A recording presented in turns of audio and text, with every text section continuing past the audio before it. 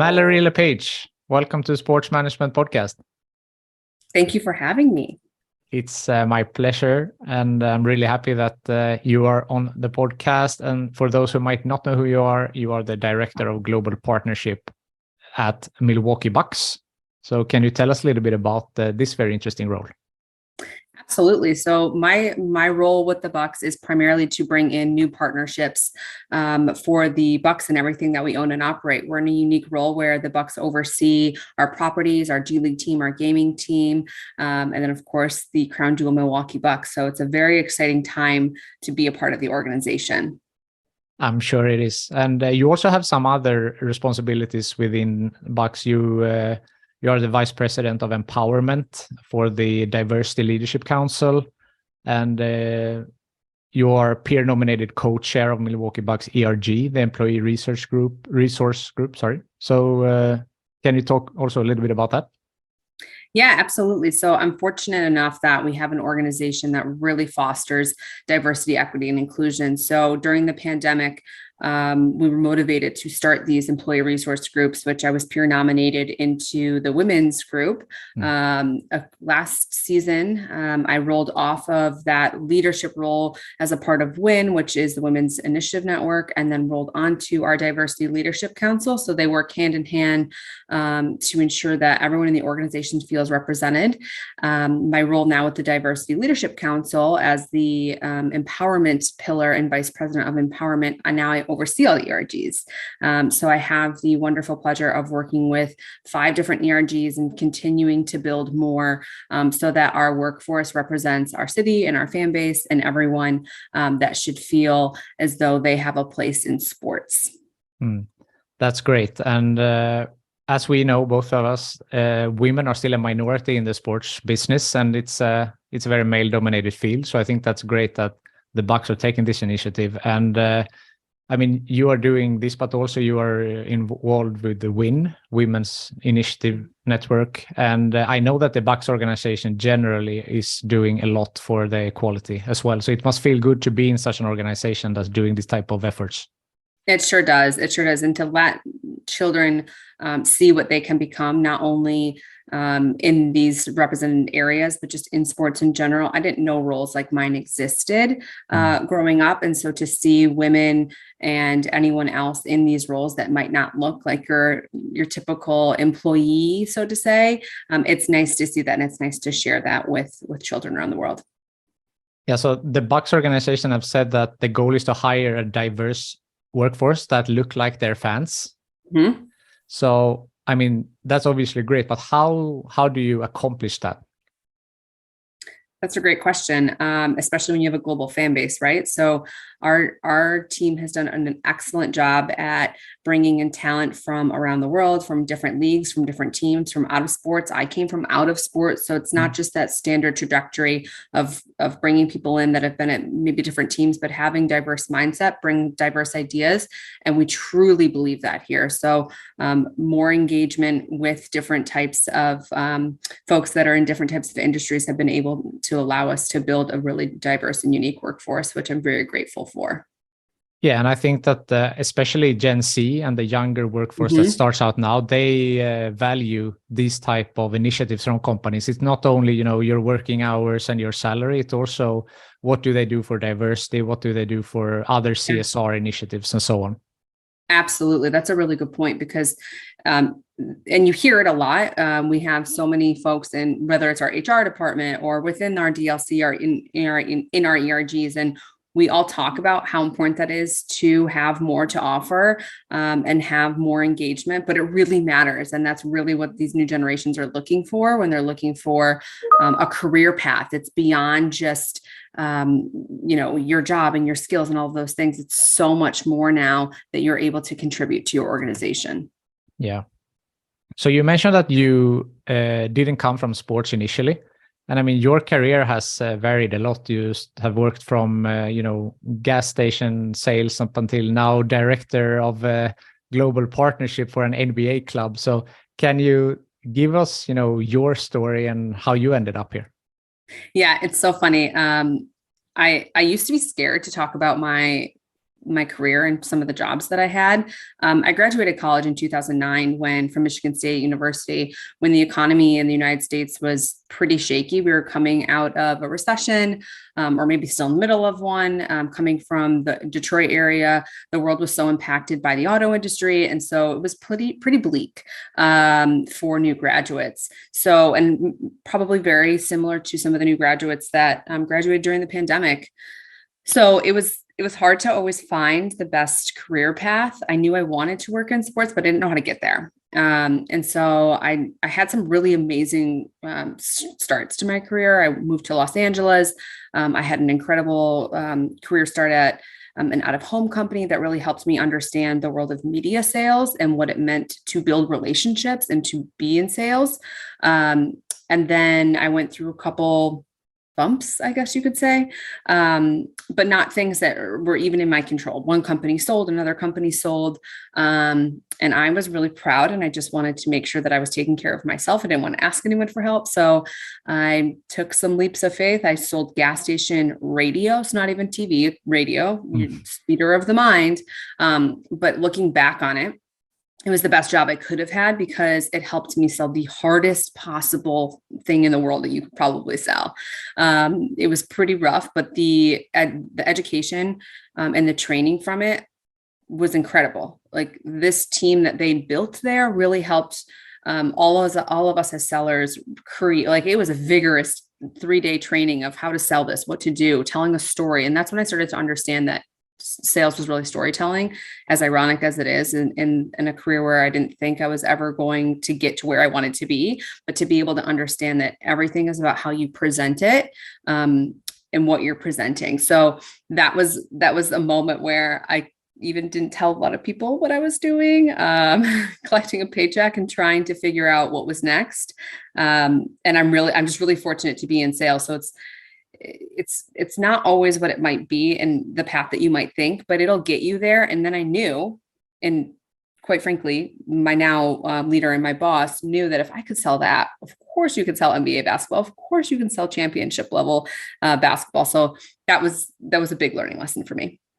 I'm sure. And speaking about learning lessons, so you said now gas station sales, you also worked in fashion.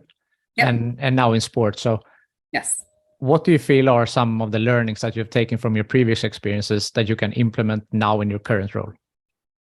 Oh my gosh, that sometimes the hardest times actually teach you the most, and to stay present in those moments. So kind of just take everything for what it's worth and try to understand your way out of a problem and what a solution might be. Like I said, I've had really amazing leaders, really amazing career paths, really amazing jobs. So it's really trying to learn from everyone around you and what you're doing, because whatever that means, you'll take all of that insight to wherever you're going. And the more unique you are, the more valuable you are. So it even goes back to that diversity piece. So if you just kind of are ticking off the boxes and doing everything that you think you're supposed to do to get there and taking the easy route, sometimes the harder route makes you a better person and makes you a better employee. Yeah, for sure. I think so too. And I've said, I listened to, when I did research for this episode, I listened to another episode from the Leadership is Female podcast. So shout out to Emily Jensen, who has also been on this podcast, which I'm very happy about. In there, you said that you hate sales. But what do you mean by that? I guess you don't mean that literally. So what do you mean when you say that? Well, and I think it has sales has such a negative connotation, right? You're talking about ticket sales, sponsorship sales, whatever. Even if you're reaching out to somebody, to feel like you're being pitched and being sold something, regardless of what it is, has negative connotation. I think that's why you're hearing so much of the word partnership, membership, those types of things come into play now. And I love relationships and learning about people. It's something that I've always had interest in, is just learning people's stories and who they are and how they've got there, probably much like you. And so that's all sales really is. So when I say I hate sales, I hate the stereotype that it's become and that the career has received. It's not an easy job by any means, but because it's not easy and because it's so much harder, it's that much more rewarding. So your current role is Director of Global Partnerships, and that going in again. So, I mean, obviously it might be, or I say obviously, but I assume it's much more fun now to sell, basketball than it was to sell radios at the gas station. But I mean, when you are selling now, are you mostly emphasizing on the team performance, or also all the other great things we did from the organizational side? That it's so much more than only on the pitch, but how do you, make your sale? How do you convince these people? That's a great question. And I think anyone in my role at any team would ask themselves the same thing every day, that it's really hard to separate how they're performing on the floor compared to what you're doing off the floor, right? It's hard to get super motivated after you lose in the playoffs. It's easier to get motivated when you win in the playoffs, or win a championship, but you have to be able to separate it to a degree. Of course, it's a part of the piece of the pie that you're presenting to a partner. However, there's so much that we're doing. And I think that you're starting to see that with sports and entertainment, that there's so much more than just one team. There's so much that goes into it, right? So we have our G League team, we have a championship gaming team, we have a beautiful, beautiful property. And then of course we have our brand and how much it's exploded over the last 5 years, and the history of the brand for the last 50 plus years. So there's so much that goes into it. It is really difficult to not think about how you might have performed the night before and, oh my gosh. But I think one thing that everyone should think of is it's not always about you and what you're doing. And what I tell people all the time is take a step away from it. Even if you lost to the 76ers on a Thursday night, that Friday morning, somebody in Sweden or Germany or Australia or even California probably wasn't really thinking about that. They think about the reputation of what your brand might be, or maybe what you can tell them about your brand. So it's hard to separate it, but if you're able to be a good seller and tell that story, it won't matter at the end of the day, because you have so much more to provide. At least I have that fortunate opportunity to be able to tell a bigger story, because the Bucks is such a massive global brand. Yes, of course. And I understand it's difficult to separate the on-pitch performance with the other aspects, but it doesn't. It helps, I assume, when it's going well. And you were the NBA champions in 2021, which is pretty recent. So just, taking that experience, how was that like? It was surreal. I mean, even this season, we had the best record in the NBA. We clinched playoffs as the first team. But it's really hard to win a championship. And I think I'm really glad that we won when we did, because my second year with the Bucks, we made it to Eastern Conference Finals. We were up 2 games against the Toronto Raptors, and then we ended up losing to them. And I think at that time, looking back, if we would have won the championship that year, I don't think I would have been able to appreciate it as much as I did in 2021, especially coming out of the pandemic, and how special it was that we went from not one fan in the arena to just essential staff that same season, to then we had 18%. So you just had a couple pods of people sitting around the arena very awkwardly watching a basketball game in a private setting, to then all of a sudden it's 50%. And, you can start to feel the momentum building up coming out of such a weird time in the world and in live entertainment and sports, to then almost overnight, it was 100% back in the arena. And it was just that part of it was surreal, and almost a foreign feeling. And then to be able to win it was very surreal, because I think every series it was like we were down, or apart from the first round, we were down or we weren't winning. And then Giannis bent his knee in half and was fine. And just a lot of really, a lot of almost impossible things and miracles that happened to bring that together, and to be able to bring a championship to the city was really special. Even I'll never forget the night that we won. Even I sometimes think about it in the same vein that the night that we lost a couple months ago, that it almost doesn't feel real, and you don't even know what to do with your body or what to do, or you're still in a professional environment and you still have partners there with you or guests that are with you. And it's like, well, okay, what do we do now? So it was an incredible experience. And I think we're ready to win another one. Now we know what to do and how to do it. And in a not crazy pandemic year where we can have fans the whole time and things can feel a little bit normal. So we're ready for another one. I'm glad to hear it. And this type of winning mentality, I mean, we speak a lot about that, of course, for the athlete, but is that something that also you feel in the front office and, in the office, that like now you are a winning team and that everyone has contributed to this victory?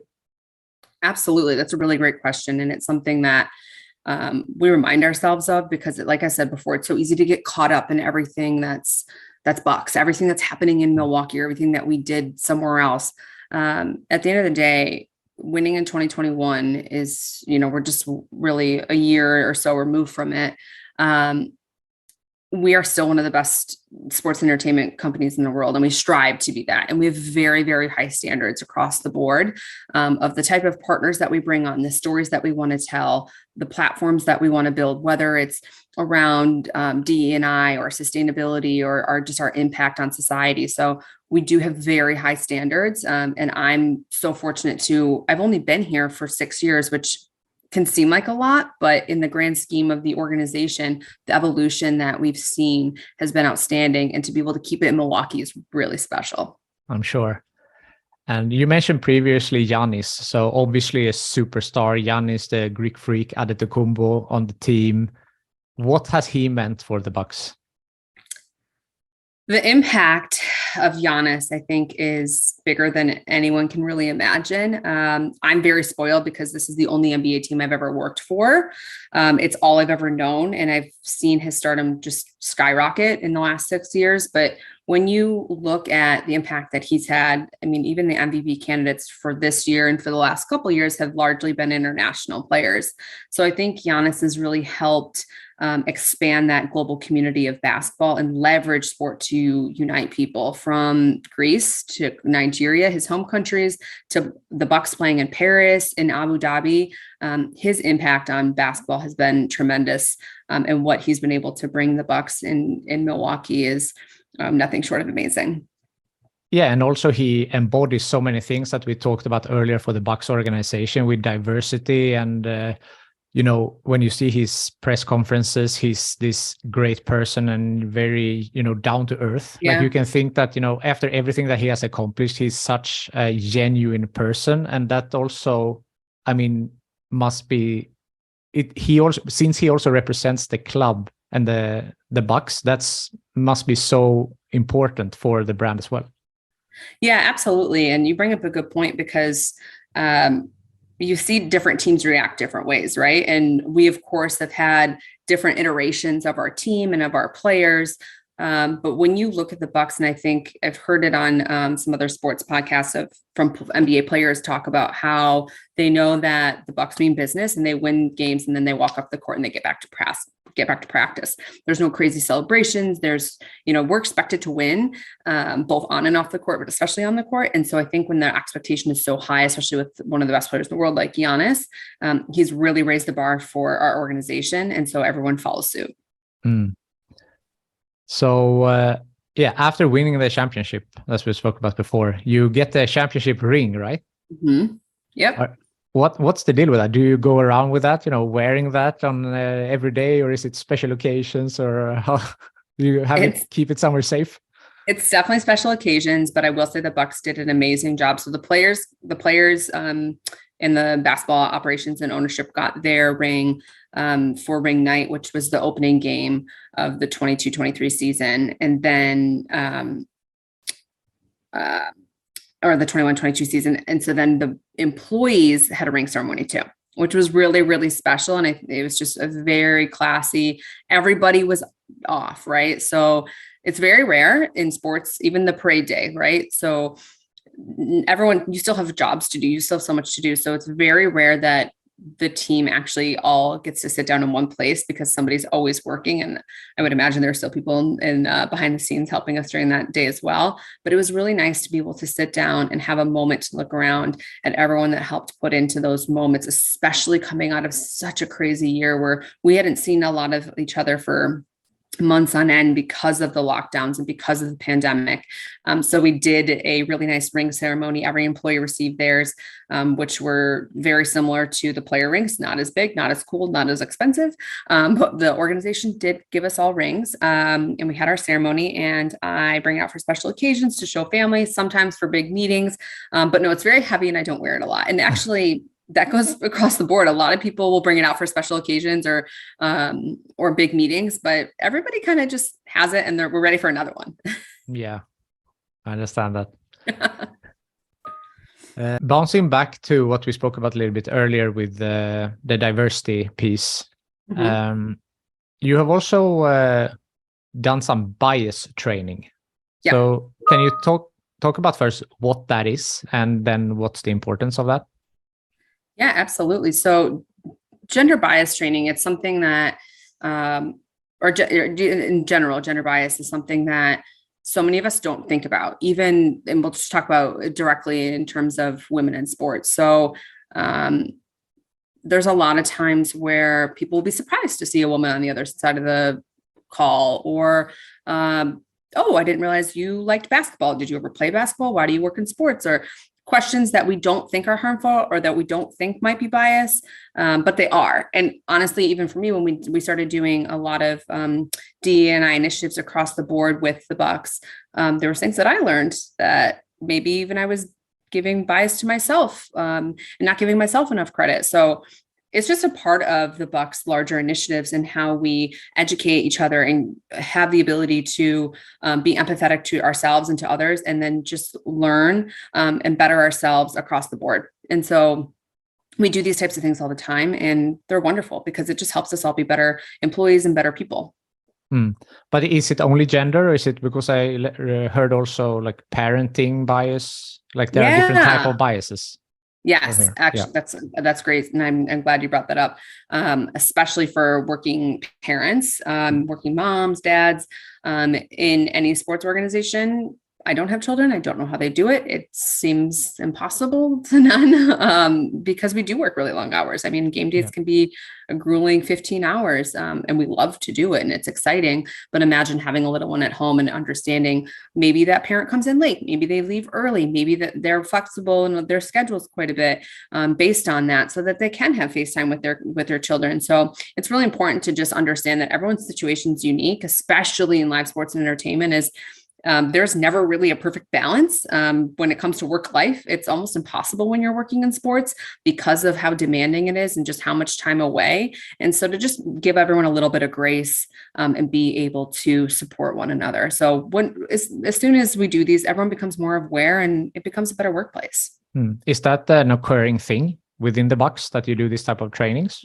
Oh yeah. Yep. And a lot of it comes from either if it's the DLC, the Diversity Leadership Council, or the more individual ERGs that we've added, the more that we understand that we have unique workforces, unique employees. And so it's how can we just keep educating each other, learning about holidays, learning about different traditions, things like that. So just understanding that everyone's unique, and we absolutely love that here. That's great. Yeah. This podcast is available in video and audio. So for those who are watching us right now, behind you it says Bucks in 6. Yes. What's the story behind that? Yeah, so it's kind of a rally cry for the city, which came to fruition for our championship, which was kind of crazy. But the Bucks in 6 came from Bucks legend Brandon Jennings, when he, encouraged the locker room to win a series in 6 during his playing time at the Bucks, and it quickly kind of caught on as a chant and a rally cry throughout the city. You'll hear it often during the playoffs to win the series in 6. I don't think anyone would have thought that we would have won the championship, much less any of the series leading into the championship in 6 games. And Brandon Jennings was courtside. I almost thought he was going to run onto the court at some point. And so everything just came together. So it was really a serendipitous moment for the city. And so you'll even see it on the championship rings. It says Bucks. That's great. Yeah. And I mean, everyone loves come from behind victory. It was, you said before also that this was like, it was better to win it in 2021 than when you were more of a favorite. Absolutely. And I even think about, so we were favorites the year the world shut down. It's like we like to call it. Yeah. We were favorites. That was our most winning season.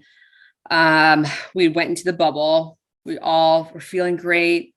The bubble didn't work out really well for us or a lot of teams. So that was the year that we thought, oh, this will be great. In hindsight, very glad we didn't win it in the bubble because we wouldn't have had a parade. Our fans wouldn't have been there. So coming out of all of that and really having to like grind and work hard and just defeat all the odds, which is actually really representative of the city of Milwaukee. It's representative of the fans, it's representative of the team and the players and their attitude. So everything kind of worked out in the most perfect way. Some short questions, rapid questions, whatever you want to call them. So do you have a favorite quote?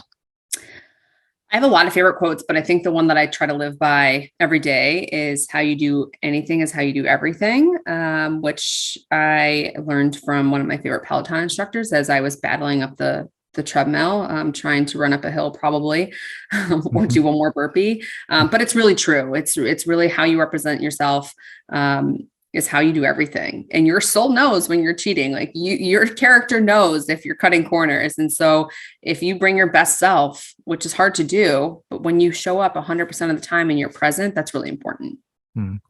And I'm sure you live by this, because I know that you are very big on prep, and also for this interview, you're preparing a lot, and I'm sure you do that in your work as well. So where does the importance of preparation come in for you? It's so funny. I don't know where I necessarily picked it up. It was probably just really good leaders that I've had along the way. But something I learned somewhere or not was anything that you're working on or working towards, give yourself at least three times the amount of duration of what you're doing. So if you're working on a pitch that might take an hour or so, at least 3 hours of preparation. And that doesn't even account for maybe the initial outreach, the research that you put into it, the ideation with your team, but really how you're going to have conversations and how you're going to answer questions, pitch an idea, talk about something, think about the hard questions, of the challenges, those things. Maybe I learned it in gas station radio. I don't know. But the prep is really, really important, because you have to think about all the objectives and what might come your way to be most prepared. Obviously, there's no way you're going to be able to predict everything, but the more you prepare, the better the outcome will be. And you feel also that even if things don't go as planned, it's better to be prepared, and then you're able to adjust as you go. Yeah, absolutely. It's just like any sport, right? You have to practice, you have to prepare. And the more that you do that, the more that everything will come easier, right? The more that you practice your story, everything that you need to talk about on a daily basis, especially in a sales role where you need to prepare what your story might be, what your conversation might be. Of course, there's pivots and conversations and how you plug and play things. But preparation is so important. And I think it's almost undervalued and underrated a little bit, right? People talk so much about the pitch, and we've, as a society, have really thought about how we glorify these like crazy ideas and pitches and from television to movies. And it's really like, well, all the preparation that went into that is so important, and it takes a village. Yeah, for sure. And I can just, with this podcast, I've done different strategies. At some point, I was thinking that I don't want to do too much research, because then if you tell me something that I didn't know, maybe then you get a genuine response. But I figured out that the more the better, actually. And then how, if there is something that interests you, you ask about it, and then it might lead you somewhere else anyway. But instead of going in with, more just with less research, right? It's always better to come prepared, I feel. Yeah, and people become honest and genuine and authentic in their responses, and so more things can come up, and it's just really cool to hear what people have to say. Yeah, definitely. And you said that you might have picked this up from some great leader you have had in the past, and now you are a leader. So how would you describe your leadership style? Oh my gosh, it's crazy to think that I've gotten to that point in my career, because everything was just a flash, right? Like you look to what you want to aspire, but and something else I've heard recently is like, stop thinking about where you want to be, because where you want to be is where you are each time, and just be in that moment. But with that being said, I've had some really, really good leaders, and I've had some really bad leaders. But one of my really good leaders told me once, when I was going through kind of a rough patch with a leader that wasn't the best, might not have had a lot of training, or probably wasn't, now looking back, probably wasn't set up to be in that situation, which happens often. Sometimes people are put in situations they're not ready for. So I reached out to a really good leader at the time just to get some advice. And they told me, sometimes you learn more from the worst situations than you do the best. You learn what you want to do, what not to do, and you're able to pick and pull from all of those situations. So my leadership style is ever changing, but I really try to lead by example. I understand that's not always possible, but I also have really good employees around me. So I think the Bucks have set us up for a good situation where the leadership isn't so hard, because we have really talented, unique individuals where we really just want people to shine and be themselves. Now, of course, there's hard skills that come into play, but I really try to, bring people and rally them and let them see my style, and then let them figure out their own style, because they have to be themselves. I spoke in an earlier episode with Michael Eade, and he was talking a lot about influential leadership. That sounds a little bit not very like how do you say, authoritative, or like the tough one, that more of a leading by example and being the one in the front, and more of that type of inspiring. Yeah, you don't want robots, right? You want people to understand how to be themselves and shine. Sometimes I see young emerging leaders clam up in high pressure moments, or moments where they might feel like they have to be perfect. Sometimes just like relax and be yourself brings out the best qualities, especially if, hey, you're already, you were hired by the Bucks. You were put in this role because we see so much in you and so much talent and opportunity. Just relax and be who you are, because who you are is probably exactly who we want you to be in these moments. Be authentic, be happy, be contagious with your energy. So those types of things that you have to empower people and not put so much pressure that they break down. What about mentorship? Is that something that you have had in your career? And maybe now you are a mentor? I don't know. Yeah, I think it's interesting when you think about the new generations, like mentorship, I think has become so deliberate, where it's like, I want to look for a mentor, where a lot of my mentors have been mentors in my life and I didn't even realize it. Some of my first leaders that I've had are friends that were leaders, or friends that were just influential leaders in a way, right? That maybe I never worked for or worked with, but have helped me navigate the world of business, or how to negotiate a salary, or how to negotiate a partnership, or anything like that. And family too, right? My sister has been in business for 15, 20 years now, and she's really helped me, lead the way on different things. And she manages a team. I think her biggest team has been 30 people. And so there's been people in my life that have given me so many opportunities to learn from them without a formal mentorship role. But it's definitely something that I'm looking forward to growing as the years come. Do you think that that has been important to you, that you come from, maybe has that been encouraged in your family with the business and working hard and these things? Absolutely, without a doubt. I come from a family that has worked really, really hard, which is probably why I ended up in gas station radio, because I wanted to make them proud. I didn't want to ask for anything. I wanted to show my family that I could get by. I could figure it out. Just like they did. Nothing was ever handed to my parents. They worked super, super hard to get where they were, worked really long hours, traveled a lot, made sure that we always had the best childhood. And that's how our family's always been. And I think having that type of leadership, especially strong women, has made it easier for me to not even think about how I have to do it. It's just, you have to do it. That's what you have to do. You have to be strong, independent. And that's where your success will come from.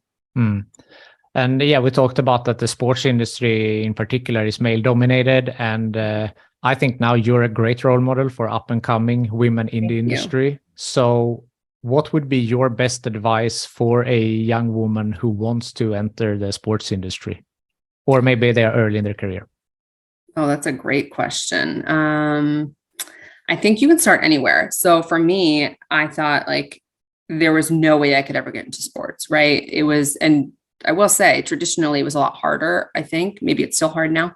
But you can start anywhere. You don't have to go the traditional route, but get all the experience that you can and learn from whatever it is that you want, learn from industries. I think now it's actually more valuable. And I think teams look at people outside of sports because they have so much different experience. Maybe you worked on a brand side, maybe you worked at an agency, maybe you've worked in a hospital, who knows? whatever it might be, your journey will help tell your story. And I think that you should never let it deter you or think it's too late. Right. I mean, I jumped in to sports when I had already had about 10 years in experience, and it was a lot to learn, because when you jump into a sports team, there's a lot to understand about the just mechanism of what builds a team and how it all comes together and how it works, and how to get inside the arena with your credentials.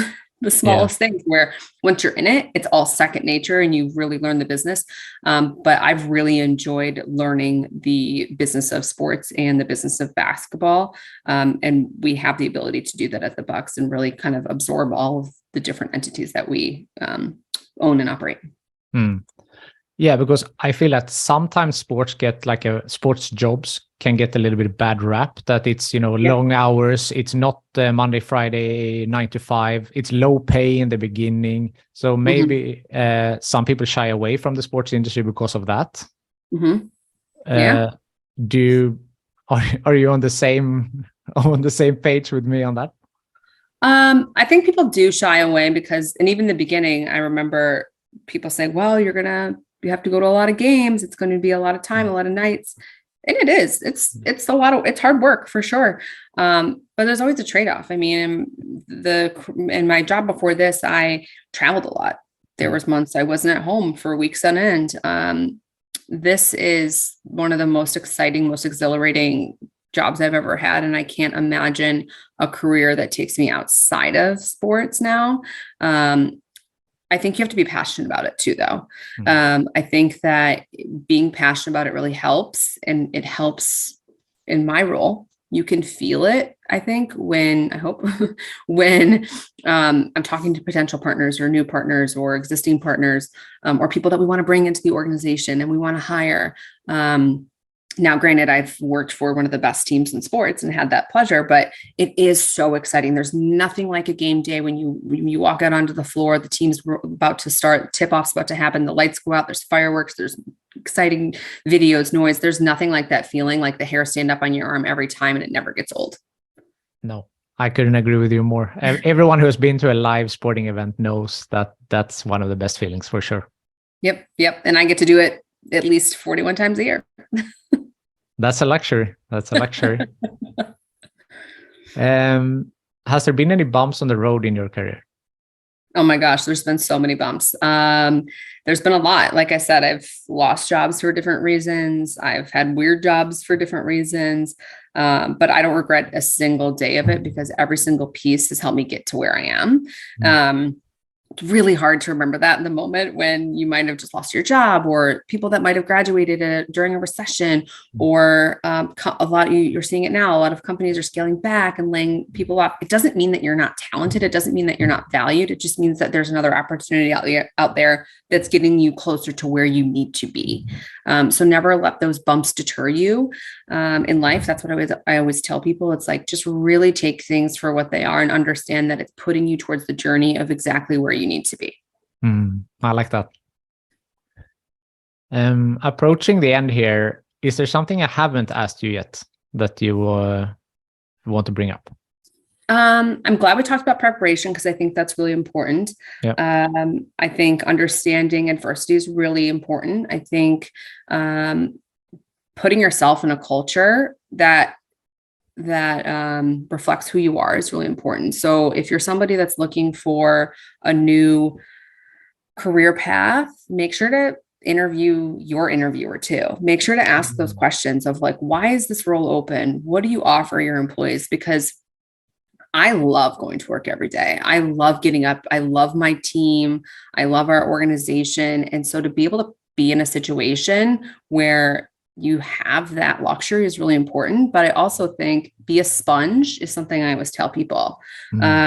Whether it's with your friends, your family, in business, in conversations like this, try to learn as much as you can about people and lean on your peers to understand how they got to places, what they might know, what you can learn about anyone, anything, anywhere will make you more knowledgeable and be able to make you a more diverse individual. And that's so important to be able to understand how to relate with people, as I'm sure you know.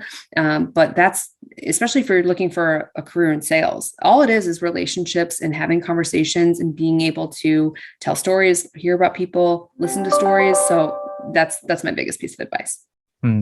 Yeah, I like that a lot. And of course, this podcast has, opened the door for me for so many great conversations like this one. And, I learn from every single one. I've had more than 100, episodes now. Wow. So, thank you. So, I couldn't agree with you more there. And also, talking about advice for up and coming people in the industry, I think there's so much information to be gained now, also from, podcast, books, newsletters, and also, as you said, like reaching out. There are different, you are in WIN, for example, there are different networks where you can reach out, learn from other people. So I think that's great advice.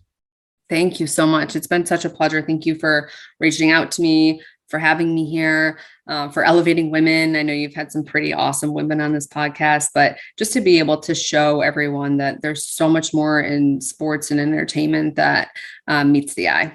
Yeah, definitely. So before I let you go, I always end the episodes with the same question. And it is that if you could pick the next guest for this podcast, who do you think that I should talk to? I think that you should talk to Ashley Oaks from the Sacramento Kings. Everybody in the world knows who the Sacramento Kings are. Yep. Their journey has been a lot like the Bucks to be able to be on this rise and have all their attention on them. But they're doing really, really great things over there. And she does the same job that I do. Her and I have developed a relationship and built a networking group together across the NBA, but she's an incredible individual. And she's doing such an awesome job there that the world needs to hear from her and her journey and how she got to where she is and how hard she hustles to sell Kings basketball in Sacramento when you have the Golden State Warriors in your backyard, and you're on the rise. So I would highly recommend having Ashley here. Ashley would be a fantastic guest. So I hope I can make that happen. And I'm glad to see that there are so many women in the executive positions in NBA. I know also at the Kings, it's Martina Colocotroni is also working there. So very, very excited for, everything that we have talked about with the diversity and, that this is a place for everyone. And as the sports industry should mirror the society at large. Absolutely. I love that. Thank you so much. Mallory LePage, thank you so much for taking the time to be on the Sports Management Podcast. Thank you for having me.